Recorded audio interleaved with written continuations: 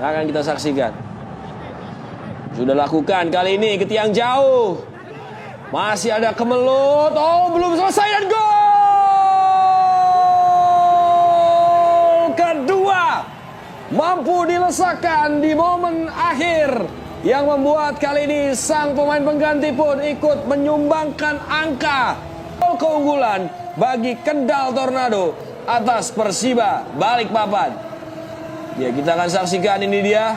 Sedikit ada gangguan tadi memang dari Ilham.